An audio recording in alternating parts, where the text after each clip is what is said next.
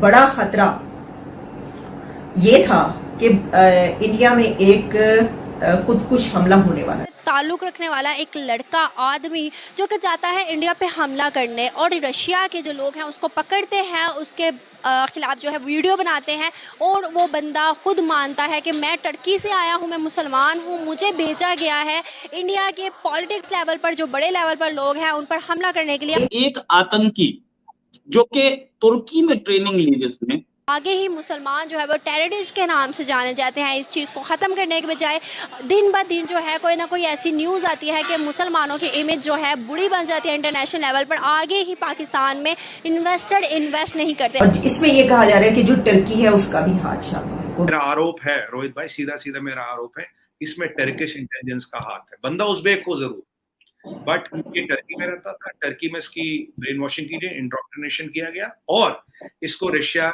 पे पहुंचाने का काम बिना टर्किश इंटेलिजेंस के हो नहीं सकता। वो तो वहाँ केजीबी और उनकी इंटेलिजेंस सशक्त थी और काफी सतर्क से उन्होंने पकड़ लिया। रशिया बहुत ज़्यादा सपोर्ट करा है इंडिया को। आज इंडिया को उसने एक हमले से बचा दिया जो कि बहुत ज़्यादा बेनिफिट हो सकता है इंडिया के लिए। आपको क्या लगता है रशिया इंडिया के क्यों मदद कर रहा है, डे बाय डे उसके साथ ताल्लुक क्यों बना रहा है, क्या बेनिफिट? इस्लामिक स्टेट से ताल्लुक रखने वाला एक लड़का आदमी जो कि जाता है इंडिया पे हमला करने और रशिया के जो लोग हैं उसको पकड़ते हैं, उसके खिलाफ जो है वीडियो बनाते हैं और वो बंदा खुद मानता है कि मैं टर्की से आया हूँ, मैं मुसलमान हूँ, मुझे भेजा गया है इंडिया के पॉलिटिक्स लेवल पर जो बड़े लेवल पर लोग हैं उन पर हमला करने के लिए। आपको क्या लगता है और पाकिस्तानी अवाम को क्या लगता है, क्या ये प्री प्लान है?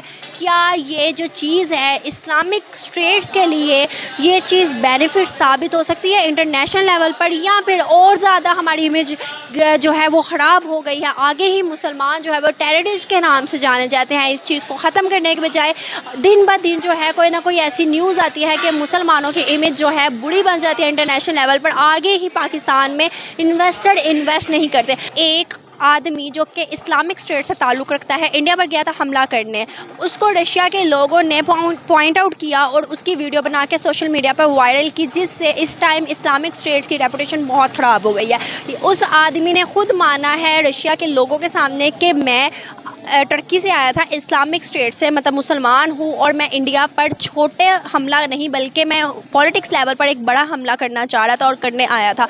आपको क्या लगता है कि ये चीज़ के बाद कंप्लीट इस्लामिक स्टेट्स की रेपुटेशन इंटरनेशनल लेवल पर क्या बन जाएगी? देखिए जी, पहले तो हम लोग एक इंसान है, उसके बाद मुसलमान हैं। ये तो टोटली गलत है। इसमें एक गलत तासुर जाता है कि मुसलमान, पहले भी हम लोग पे बड़े इल्ज़ामात लगे हुए हैं कि ये लोग टेररिस्ट हैं, ये लोग इस तरह की गिरोहबंदियाँ करते हैं, हमले करवाते हैं।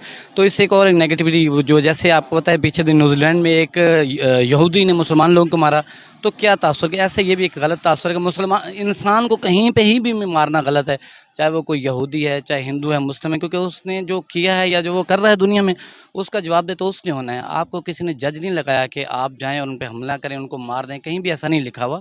रशिया बहुत ज़्यादा सपोर्ट करा है इंडिया को। आज इंडिया को उसने एक हमले से बचा दिया जो कि बहुत ज़्यादा बेनिफिट हो सकता है इंडिया के लिए। आपको क्या लगता है रशिया इंडिया के क्यों मदद कर रहा है, डे बाय डे उसके साथ ताल्लुक क्यों बना रहा है, क्या बेनिफिट्स हैं? लेकिन ये तो हमारे जो ऊपर बैठे इस्टेब्लिशमेंट, ये उन लोगों को सोचने की ज़रूरत है कि हमारे रशिया के साथ ताल्लुकात कैसे होने चाहिए। ये एक वैसे बड़ी लंबी जो डिबेट हो जाती है कि रशिया को हमने अपना साथी बनाना है, दोस्त बनाना है, तो आपको अपनी पॉलिसी चेंज करनी है, क्योंकि हमारे इस वक्त ऑल ओवर जो वर्ल्ड है ना, यहाँ बड़े बड़े ग्रुप्स काम करें जी। एक ग्रुप में अमेरिका है, तो एक ग्रुप में रशिया है।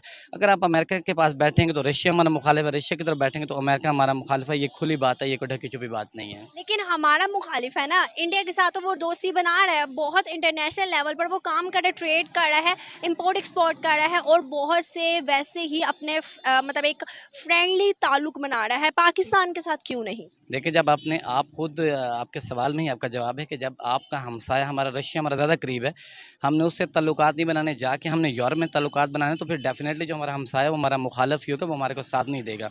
एक आतंकी जो कि तुर्की में ट्रेनिंग ली जिसने, ये किस तरीके का कॉकस इंडिया के खिलाफ काम कर रहा है? पहली बात है मैन टू मैन मार्किंग। अब ये जो बंदा था ये था टर्किश, राइट? ये टर्किश बंदा है, इसको ये उज्बेकिस्तान का बंदा है, इसको टर्की में रिक्रूट किया गया, टर्की में इसका वो ब्रेन वॉश किया गया, व्हाटएवर यू वांट टू से। टर्की में इसकी ट्रेनिंग दी जाती है, टर्की के बाद इसको रशिया भेजा जाता है, रशिया में इसको रशियन पासपोर्ट नहीं दिलाने की कोशिश की जाती है। पहली बात बताइए, अगर इतना सारा कांड हो रहा है और रशिया कोई बच्चों की बकौती नहीं है, जो रशिया गए वो जानते हैं रशिया में आप हवा सूंघ नहीं सकते। आपने इधर उधर आंख भी घुमा ली तो केजीबी का हाथ इतना तगड़ा है कि आपको पता नहीं लगेगा आप कहाँ गए। मैं सीधा सीधा मेरा आरोप है रोहित भाई, सीधा सीधा मेरा आरोप है, इसमें टर्किश इंटेलिजेंस का हाथ है। बंदा उज़्बेक हो जरूर, बट ये टर्की में रहता था, टर्की में इसकी ब्रेन वॉशिंग की गई, इंडोक्ट्रिनेशन किया गया और इसको रशिया पे पहुंचाने का काम बिना टर्किश इंटेलिजेंस के हो नहीं सकता। वो तो वहां केजीबी और उनकी इंटेलिजेंस सशक्त थी और काफी सतर्क थे, उन्होंने पकड़ लिया। अब करना क्या था इनकी मंशा ये थी कि हम ये जो है बंदा इसको रशियन पासपोर्ट दिलाएंगे।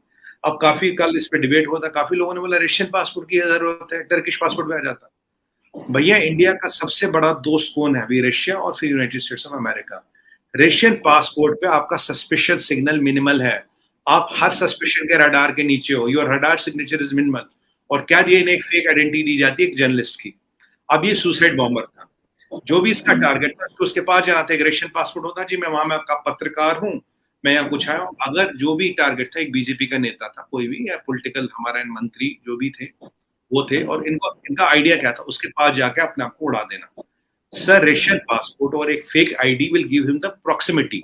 अगर इसको 10 मीटर या 12 मीटर दूर रहना टारगेट से, उतना तो पहुंचा ही देता। इसलिए रशियन पासपोर्ट का यूज किया गया ताकि इंटेलिजेंस की एजेंसियों के रडार से बाहर जाए, इसका रडार सिग्नेचर मिनिमल हो, कोई इसको पकड़ ना पाए।